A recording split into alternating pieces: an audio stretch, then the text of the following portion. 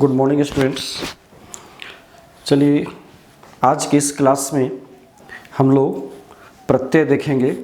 जैसा कि ये प्रत्यय कल भी हमने देखा था, जो सीबीएसई का आपका जो सिलेबस है उस सिलेबस के अनुसार जो जो प्रत्यय हम लोगों ने चुना है उसी प्रत्यय को हम आगे बढ़ा रहे हैं आपके लिए। जैसे कि पहले हमने कत्वा, तमुन, ल्यप और अक्त, ये चार प्रत्यय हम पिछले वीडियो में कंप्लीट कर चुके हैं। इस क्लास में जो आपके पास जो वीडियो आप देख रहे हैं, इस वीडियो में हम लोग अक्तवतु प्रत्यय पढ़ेंगे। ठीक है, चलिए उसको हम लोग प्रारंभ करते हैं समय को बर्बाद न करते हुए। जैसा कि आपने यदि मेरा पिछला वीडियो देखा होगा इस अक्तवतु प्रत्यय से पहले अक्त का, तो उसमें मैंने बताया है कि किस तरह से अक्त और अक्तवतु दोनों एक दूसरे से जुड़ा हुआ है, एक दूसरे से दोनों अलग नहीं है, क्योंकि दोनों ही प्रत्यय, ठीक है ना, ये जो आप प्रत्यय देख रहे हैं अक्त और अक्तवतु, ये दोनों ही प्रत्यय जो है वो भूतकाल के अर्थ में होता है। ठीक है, मैंने कल लिखाया भी था और काफ़ी उस पर विस्तृत रूप से मैंने चर्चा भी किया था। तो मैंने बताया था कि अक्त प्रत्यय और अक्तवतु प्रत्यय दोनों को जो है अक्त अक्तवतु निष्ठा, इन दोनों को जो है निष्ठा की संज्ञा दी गई है। निष्ठा शब्द का अर्थ होता है समाप्ति, मतलब यदि कोई कार्य हो रहा है और वो कार्य यदि समाप्त हो गया है तो वो भूतकाल में चला जाता है। ये बात हम लोग अच्छी तरह से जानते हैं। तो इसी बात को जो है निष्ठा के नाम से संस्कृत व्याकरण में उसे एक संज्ञा दी गई, जिसे कि हम लोग निष्ठा कहते हैं। अक्त अक्तवतु निष्ठा, अक्त अक्तवतु निष्ठा, है ना, ये निष्ठा शब्द है। निष्ठा का अर्थ होता है समाप्ति। मैंने पिछली वीडियो में काफ़ी समझाया है इस पर, है ना, मतलब कि कार्य की समाप्ति को जो है निष्ठा कहते हैं। कहने का तात्पर्य ये है कि ये दोनों ही जो प्रत्यय है, दोनों ही प्रत्यय भूतकालिक है। मतलब ये इस बात को बताता है क्रिया के माध्यम से कि वो क्रिया, वो काम समाप्त हो चुका है। ठीक है, जैसे कि एक उदाहरण हम यदि देखें पहले, सह पुस्तकम पठितवान, ठीक है, ये एक हमने एग्जाम्पल लिया है। पहले एग्जाम्पल के द्वारा अब इसकी चर्चा हम लोग कर रहे हैं अक्तवतु की। ये तो हो चुका है, ये भी हो गया, ये भी समाप्त हो गया, ये भी हो गया। अब सिर्फ हम लोग अभी इसकी चर्चा कर रहे हैं अक्तवतु की। ठीक है ना, तो ये हो गया अक्तवतु प्रत्यय। ठीक है, अभी जो भी हम चर्चा करेंगे सिर्फ अक्तवतु प्रत्यय की चर्चा करेंगे इस वीडियो में, इस क्लास में। तो सह पुस्तकम पठितवान, तो यहाँ जो आप ये जो वाक्य देख रहे हैं, सह कर्ता हुआ, पुस्तकम कर्म हुआ और पठितवान क्रियापद है। ध्यान रहे ये पठितवान जो बना है इसी पठ धातु से अक्तवतु प्रत्यय लग करके बना है ना। जो कत्वतु प्रत्यय लगा है वो इसी से लग करके बना है, मतलब पठ से कत्वतु लगा तो पठितवान बना। कहने का ये मतलब है कि इस वाक्य में देखिए, उसने पुस्तक पढ़ा। ठीक है, कर्ता एक वचन में है, क्रिया भी एक वचन में है। वास्तव में यह क्रिया क्या, क्रिया विशेषण बन जाता है। इसकी चर्चा भी हम लोग करेंगे जब विस्तार से करेंगे। तो पठितवान जो है वो उसने, मतलब वह पुस्तक, उसने पुस्तक पढ़ी, मतलब उसने पुस्तक पढ़ने का काम समाप्त कर दिया है। तो ये कार्य की समाप्ति का बोध जो है ये अक्तवतु प्रत्यय से लगा हुआ जो पद है वो कराता है। हमेशा ये परस्मैपदी या आत्मनेपदी धातु दोनों के साथ लग करके, क्योंकि किसी भी वाक्य में क्रिया से ही सब कुछ पता चलता है कि वाक्य क्या कहना चाहता है, क्या करना चाहता है। कर्ता उस काम को समाप्त कर चुका है, इस बात का पता क्रिया से ही चलता है। ठीक है, अब हम लोग आगे इसमें चर्चा करते हैं।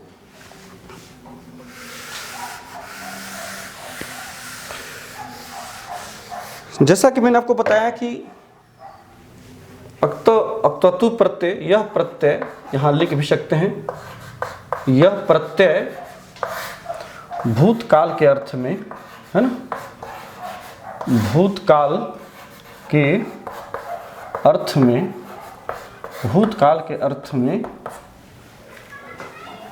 होता है। ठीक है, कल भी इस वीडियो में मैंने बताया था अक्ता प्रत्यय के साथ भी यही बातें थी, वो भी भूतकाल के अर्थ में होता है। इसमें कार्य की समाप्ति, इसमें कार्य की समाप्ति का बोध होता है, का बोध होता है। ठीक है ना, बोध होता है, कार्य की समाप्ति का बोध होता है। ठीक है, ये पहला इसमें पॉइंट हो गया। दूसरा पॉइंट यदि हम लोग इसमें देखें, इसमें शेष क्या बचता है, इसमें शेष, अब ये देखिए कत्वतु है, तो कत्वतु में जो उ है, उ और क ये दोनों समाप्त हो जाता है। मतलब ये आपका अक्तवतु हो गया, है ना। तो त्वतु का ये उकार और ये ककार, ये दोनों समाप्त हो जाता है। तो फाइनली इसमें क्या बचता है, तवत। यही तवत, इसमें अक्तवतु में तवत बचता है। ठीक है, तो इसमें शेष जो है तवत बचता है, जो कि धातु के साथ लगा हुआ आपको दिखता है। ठीक है,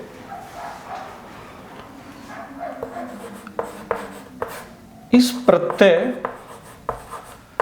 प्रत्यय का प्रयोग, इस प्रत्यय का प्रयोग प्रायः कर्तृवाच्य में, प्रायः कर्तृवाच्य में किया जाता है, किया जाता है। ठीक है, प्रायः कर्तृवाच्य में किया जाता है। ये ध्यान देने की बात है। जो वाच्य हम लोग पढ़ते हैं, वाच्य में कर्तृवाच्य, कर्मवाच्य, भाववाच्य। तो जो कर्तृवाच्य होता है, कर्तृवाच्य कहने का मतलब जिसमें कि कर्ता प्रधान होता है, मतलब जिस वाक्य में कर्ता के अनुसार क्रिया चलती हो वो कर्तृवाच्य है। जिस वाक्य में कर्म के अनुसार क्रिया चले वो कर्मवाच्य है। और जिस वाक्य में भाव अर्थात क्रिया ही खुद प्रधान हो, वो खुद स्वतंत्र रूप में प्रयुक्त होती है जिस वाक्य में, तो उसे हम लोग भाववाच्य कहते हैं। यही है। तो जैसे कि अभी जो पहले जो आपने उदाहरण देखा था कि सह पुस्तकम पठितवान, तो सह करता है और उसी के अनुसार जो है पठितवान क्रिया हुई। ठीक है, अब हम लोग इसमें जो मुख्य बातें हैं वो यही है। इसका चूंकि एक चीज और इसमें हम लोग देख सकते हैं, इससे बनने वाले शब्द, इससे बनने वाले शब्द, इससे बनने वाले शब्द क्या होते हैं, विशेषण होते हैं। इससे बनने वाले शब्द विशेषण होते हैं, विशेषण होते हैं। अतः विशेषण होते हैं, अतः विशेष्य के अनुसार, अतः विशेष्य के अनुसार, अतः विशेष्य के अनुसार लिंग विभक्ति, लिंग विभक्ति वचन आदि का निर्धारण किया जाता है, निर्धारण किया जाता है।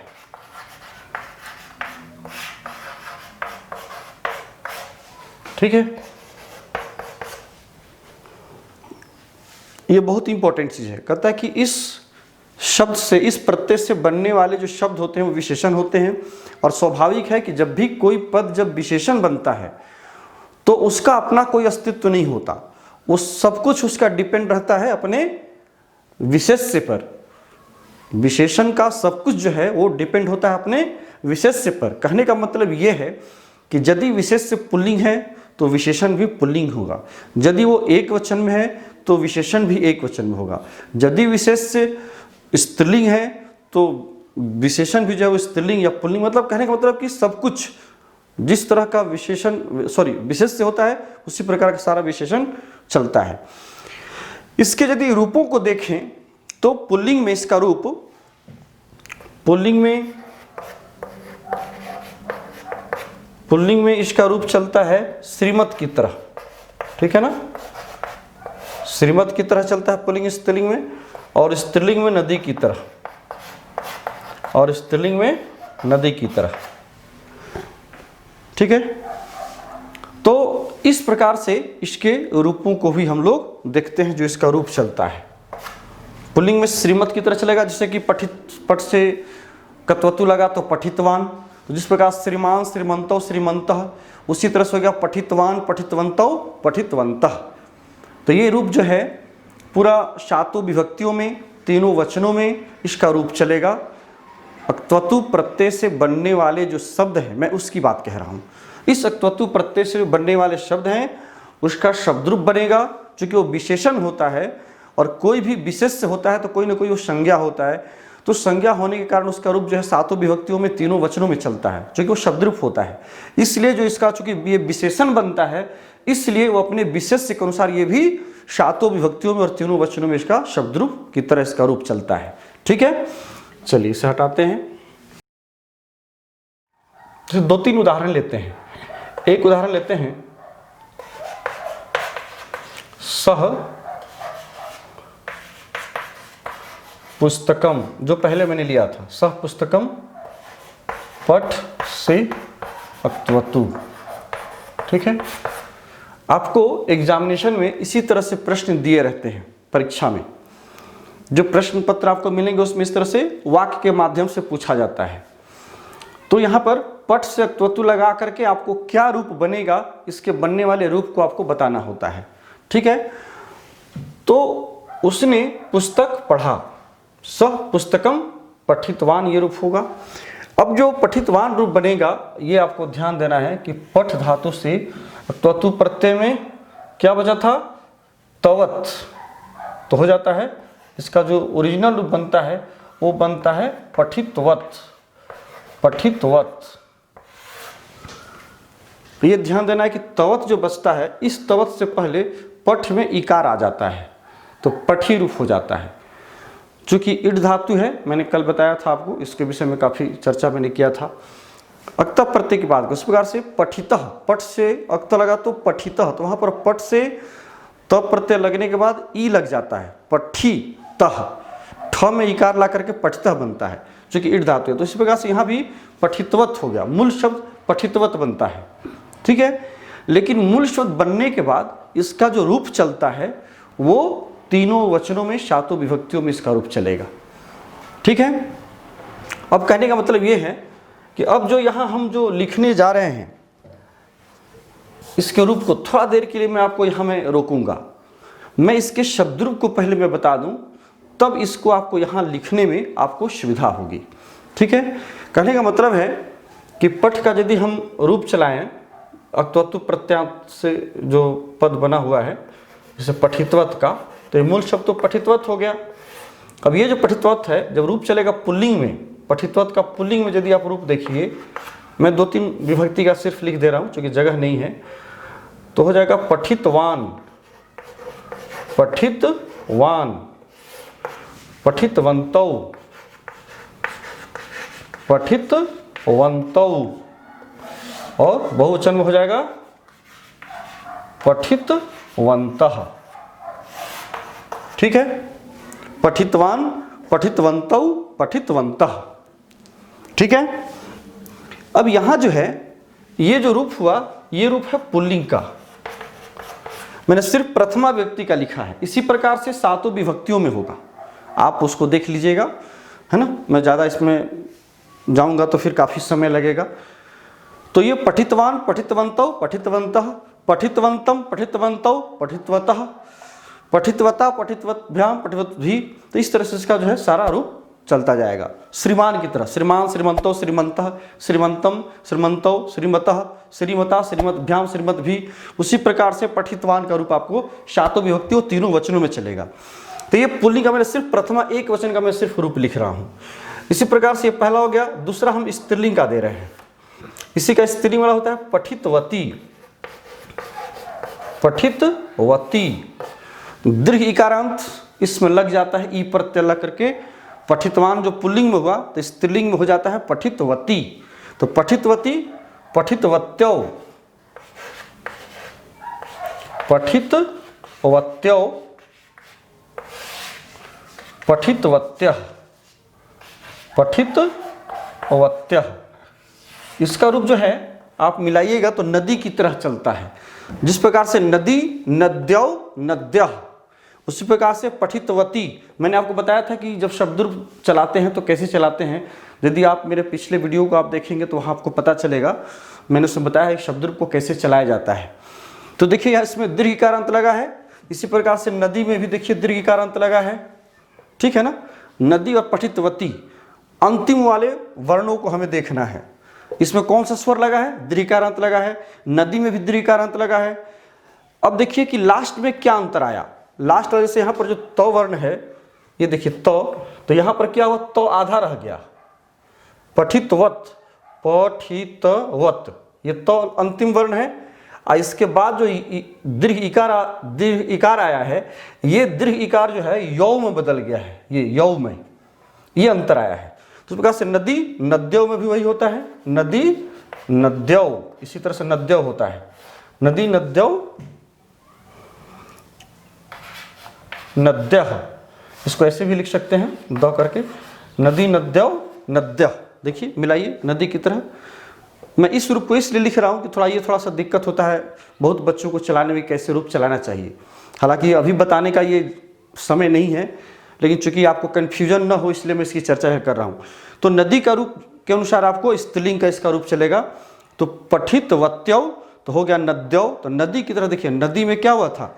दो है, यहाँ देखिए दो है, दीर्घ इकारांत की जगह पर एक्स्ट्रा क्या लग गया? यौ लग गया, ये यौ लग गया एक्स्ट्रा। इसी प्रकार से यहाँ भी यौ लग गया। यहाँ देखिए नद्यः, ठीक है, नद्यः। तो नद्यः में क्या हुआ? मूल शब्द देखिए नदी को, न दो है, न दो आधा हो गया। यहाँ भी देखिए दीर्घ इकारांत के बाद एक्स्ट्रा क्या लगा? यह लगा, एक्स्ट्रा यह लगा। यही कारण है कि यहाँ देखिए पठितवत तो आधा हो गया और एक्स्ट्रा यह लग गया। तो इसी प्रकार से हम लोग दूसरे शब्द रूपों को चलाते हैं। किसी भी एक शब्द रूप को यदि आप याद कर लीजिए तो दूसरे शब्द रूप को भी उसी तरह से बैठा करके हम लोग चलाते हैं। देखते हैं कि पहला जो शब्द रूप है उसके अनुसार जो दूसरा शब्द रूप मैच कर रहा है वो कैसे मिल रहा है। तो यहाँ ये एक्चुअली नहीं था बताने का, चूँकि कैसे नदी के अनुसार मैच करता है ये मैं आपको बताया। अब यहाँ देखिए ये स्त्रीलिंग वाला है, ठीक है ना। अब कत्वतु प्रत्यय से बना हुआ ये जो शब्द है स्त्रीलिंग का रूप आपको इस तरह से चलेगा, पठितवती, पठितवत्यो, पठितवत्य। ये मैंने सिर्फ एक उदाहरण दिया है पठ धातु का। इसी तरह से और जो भी धातुएं लगेंगी, जैसे कि हंसितवान, हंस धातु से आप लगाइएगा, यहाँ पर हंस से कत्वतु लगेगा, उस प्रकार से दृश्य कत्वतु लगेगा। ये चीजें इसमें आती हैं, ठीक है। तो जैसे कि अब यहाँ पर देखिए, अब गम से लगाते तो गम से कत्वतु लगेगा तो गतवान, तो रूप चले गतवान, गतवंतौ, गतवंतः। हंसितवान, हंसितवंतौ, हंसितवंतः। स्त्रीलिंग में गतवती, गतवान पुल्लिंग में गम धातु की बात कर रहे हैं, तो गतवती, गतवत्यो, गतवत्यः। तो इस तरह से स्त्रीलिंग में रूप बैठेगा। तो आप आराम से बैठा सकते हैं, जो मैंने आपको तरीका बताया रूप चलाने का। अब यहाँ देखिए, कहता है कि सह पुस्तकम पठितवत, मूल शब्द अब आपको पता है।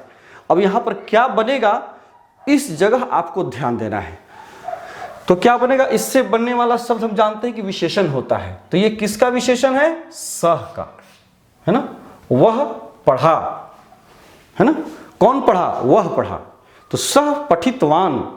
तो यहां जो रूप होगा, ये मूल शब्द पठितवत है, जब इसका रूप चलाइएगा तो जैसे मूल शब्द हो गया। मूल शब्द कहने से मतलब है कि कोई भी चीज पहले मूल रूप में होती है, तब उसके अनेक रूप होते चले जाते हैं।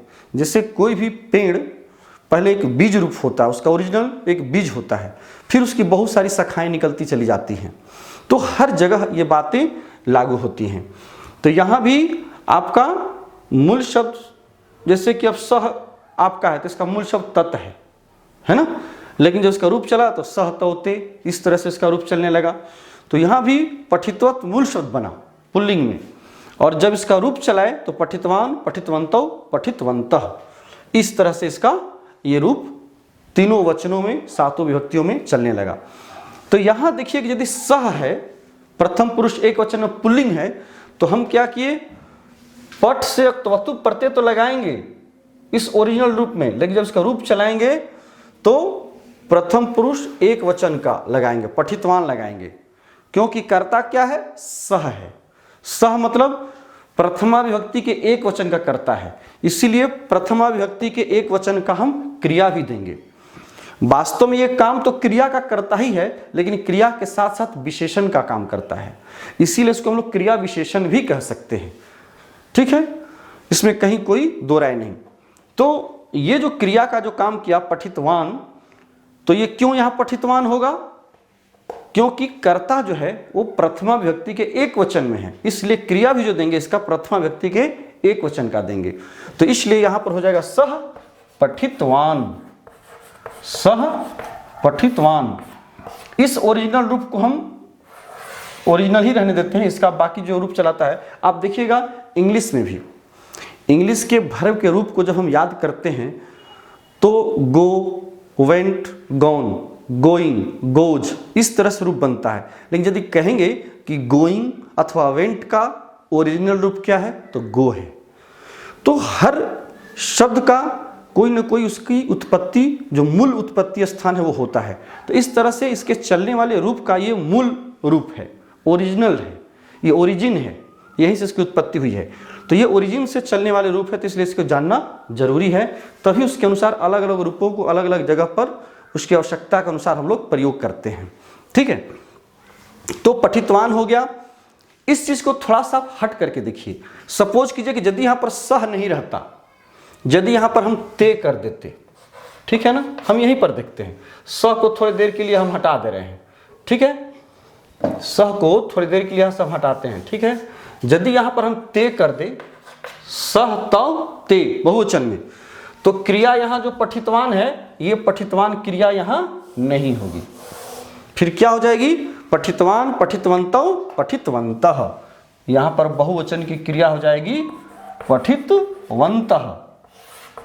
तुरंत ये बदल जाएगा, क्यों, क्योंकि यहां कर्ता प्रथमा के बहुवचन का है, इसलिए क्रिया भी जो है वो बहुवचन वाली हुई। ठीक है ना, क्योंकि आपको याद होगा कर्ता का रूप सह तौ ते, यही है।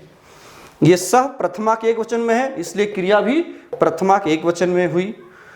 तो यदि कर्ता तौ रहता, जैसे यहाँ पर ते है, तो ते बहुवचन का दिए हम, इसलिए यहाँ पर बहुवचन का पठितवन्तः क्रिया भी हो गई। उस प्रकार यदि तौ रहता, ते की जगह यदि तौ हम कर दे यहाँ पर, ठीक है ना, यदि हम यहाँ तौ कर दे, वे दोनों पुस्तक पढ़े, तो यहां पर क्या हो जाएगा, फिर पठितवन्तौ, पठितवन्तौ, ये द्विवचन में क्रिया हो जाती। ठीक है, बस यही चीज है, यही आपको याद रखना है। बहुत इंपॉर्टेंट है, बहुत समझने वाली चीजें हैं, इसमें कहीं कुछ बात बनाने का जगह है ही नहीं। ठीक है, अब देखिए इसी उदाहरण में मैं थोड़ा सा और आपको थोड़ा सा मैं बता रहा हूं दूसरी चीजों को। अब मैंने आपको जो पहले जो इसकी विशेषताओं को जो मैंने बताया था, उसमें मैंने ये भी कहा था कि इसका स्त्रीलिंग रूप भी बनता है।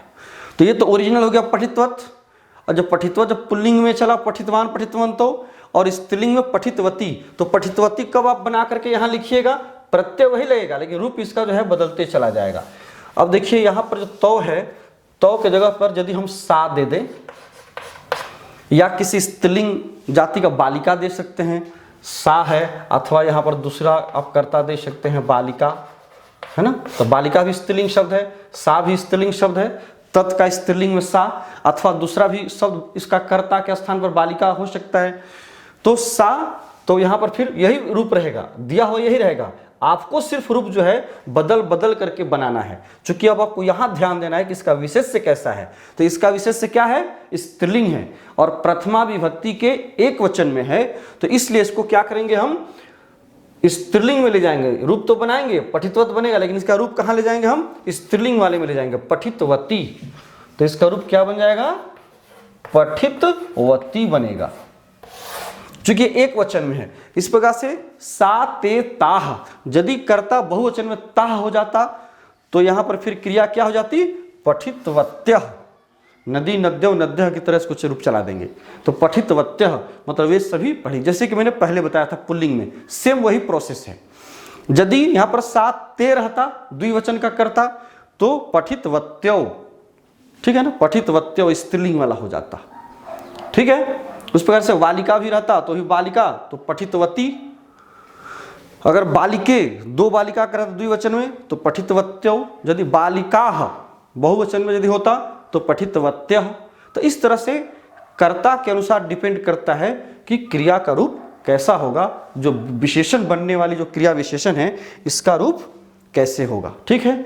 तो ये एक उदाहरण था। इसी प्रकार से आप अनेकों उदाहरण आप देख सकते हैं, समझ सकते हैं। यही इसमें मुख्य चीज है, आपको याद रखने लायक, ध्यान देने लायक। सबसे जो प्रमुख चीज है वो ये है कि इसके रूपों को आपको याद रखना होगा। एक श्रीमान का रूप याद कर लीजिए और श्रीमान की तरह जो है आपका ये रूप बैठ जाएगा पुल्लिंग का। और स्त्रीलिंग में नदी की तरह, तो नदी की तरह एक रूप, जो आप कोई भी एक रूप याद रखिए उसी के अनुसार बाकी सब धातु रूपों से कत्वतु प्रत्यय लगाते जाइए और रूपों को बनाते चले जाइए, ठीक है। जैसे कि अभी से हटाते हैं हम, अब केवल हम धातु से बने हुए कुछ रूपों को आपको मैं जैसे दिखा रहा हूँ। जैसे अब गम है तो गम से कत्वतु लग गया तो रूप बन गया गतवान। ये पुल्लिंग में गतवान बना और स्त्रीलिंग में गतवती, है ना। यदि स्त्रीलिंग में चलाना होगा तो गतवती चलेगा और पुल्लिंग में चलाना होगा तो आपको गतवान चलेगा। इसी तरह से दूसरा है त्यज धातु, है ना। त्यज से कत्वतु लगाइएगा तो रूप बन जाएगा त्यक्तवान, है ना। त्यक्तवान पुल्लिंग में और त्यक्तवती स्त्रीलिंग में, ठीक है। तो बहुत सारे रूप हैं, रूपों की कमी नहीं है। उसी प्रकार से श्रु धातु है, सुनना, श्रु से कत्वतु लगाइएगा तो हो जाएगा श्रुतवान, सुना, है ना। और स्त्रीलिंग में श्रुतवती। इसी प्रकार से हंस से लगाइएगा तो हंसितवान, हंसितवती। तो जितनी सारी धातुएं हैं, सोचिए ना 2000 धातु रूप है, तो 2000 क्रियाओं को आप अलग अलग रूपों में लगा करके आप रूप बना सकते हैं। और उसके लिए थोड़ा सा आपको बुक से भी थोड़ा आपको सहयोग लेना होगा, मदद लेना होगा, ठीक है। और अलग अलग रूपों को पढ़ने से भी, अभ्यास से इन सारी चीज़ों को हम लोग याद रख सकते हैं। लेकिन नियम यही है, जो फॉर्मूला है यही है, इसी ट्रिक के द्वारा आप याद रख सकते हैं, बना सकते हैं। देख लीजिए कि पुल्लिंग में गतवान, गतवती, और यदि नपुंसक लिंग भी चाहे तो मैंने जैसा कि आपको बताया कि पठितवत, है ना। इसका नपुंसक लिंग जब देखिएगा तो वही ओरिजिनल रूप जो है वो नपुंसक लिंग का हो जाता है, पठितवत, ठीक है। यहाँ त्यक्तवत, त्यक्तवत, ये सब नपुंसक लिंग में हो जाता है। जो इसका ओरिजिनल रूप है वो नपुंसक लिंग में होता है। इस प्रकार से श्रुतवत, श्रुतवत, ठीक है, ये भी नपुंसक लिंग में आपका हो जाएगा। तो इस तरह से इसके रूपों को हम लोग वाक्य के अनुसार अरेंज करते हैं, बैठाते हैं। जिस प्रकार से वाक्य में कर्ता होता है उसी के अनुसार उसकी क्रिया होती है। एक ही चीज़ इसमें ध्यान देने का है कि इसका प्रयोग सामान्यतः हम लोग भूतकाल के अर्थ में करते हैं, जो घटनाएं घट चुकी हैं, और हमेशा ही कर्तृवाच्य में इसका प्रयोग करते हैं, मतलब जिसमें कर्ता प्रधान हो और कर्ता के अनुसार क्रिया चलती हो। चलिए ठीक है, तो हमें लगता है कि काफ़ी स्पष्ट हो गया होगा। अब नेक्स्ट प्रत्यय में आपसे फिर हम मिलेंगे, तब तक के लिए आज्ञा दीजिए। बहुत बहुत धन्यवाद, थैंक यू।